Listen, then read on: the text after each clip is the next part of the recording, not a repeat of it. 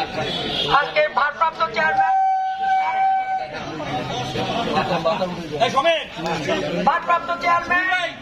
তারেক রহমানের নির্দেশনায় পক্ষ থেকে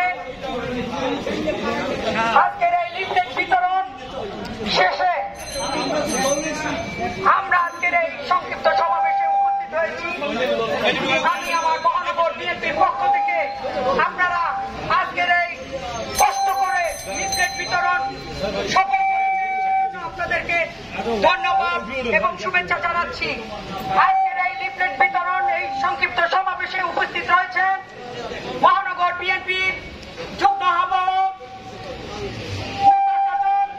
যুগ্ম আহ্বায়ক হালিম মৃধা, যুগ্ম আহ্বায়ক জহিরুল ইসলাম লিটু, সদস্য সিরাজুল হক মৃধা, সদস্য নওশাদ নান্টু, সদস্য সাইদ খোকন, সদস্য নুরুল ইসলাম মনির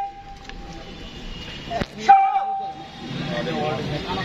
বিভিন্ন ওয়ার্ডের নেতৃবৃন্দ এবং ছাত্রদল, যুবদল, স্বেচ্ছাসেবক দল সকলকে জানাচ্ছি আমার মহানগর বিএনপির পক্ষ থেকে শুভেচ্ছা, বিপ্লবী অভিনন্দন। প্রিয় নেতৃবৃন্দ, আজকে আপনারা কষ্ট করে এই লিফলেট বিতরণ সম্ভব করেছেন, সেজন্য আমাদের সকলের পক্ষ থেকে এবং তারেক রহমানের পক্ষ থেকে আমি আপনাদেরকে ধন্যবাদ এবং কৃতজ্ঞতা জানাচ্ছি। ওটা লাগবে না, আমি আজকে দফা এই একটি দফাতে আমাদের আগামী দিনের পরিকল্পনা আমাদের জনাব তারেক রহমান যে দিয়েছেন সেই একটি দফার মধ্যে সবকিছু রয়েছে এবং আগামী দিনে দুস্থ জনগণের, কৃষকের, আবহাওয়ার, বেকারত্বের সকল সমস্যা সমাধান করা আছে এই 31 দফার রাষ্ট্র কাঠামোর ভিতরে।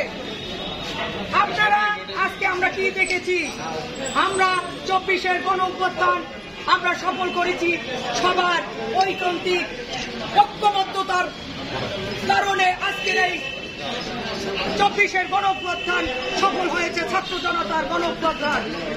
আপনারা জানেন আজকে বাংলাদেশের প্রতিটি জনতার একটাই দাবি যে তাদের ভোটাধিকার, তাদের ভোট হাতের অধিকার নিশ্চিত করা।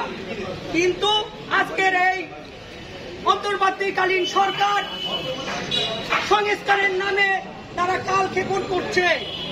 আজকে আপনারা যতই কালক্ষেপণ করুন, বাংলাদেশকে আগামী দিনে আপনারা অকার্যকর রাষ্ট্রে পরিণত করবেন এবং এই রাষ্ট্রে বিশৃঙ্খলার আরো সৃষ্টি হবে। তারই ধারাবাহিকতা আমরা দেখতে পাচ্ছি খুন, রাহাজানি এবং ধর্ষণের শিকার হচ্ছে, ছিনতাইয়ের শিকার হচ্ছে।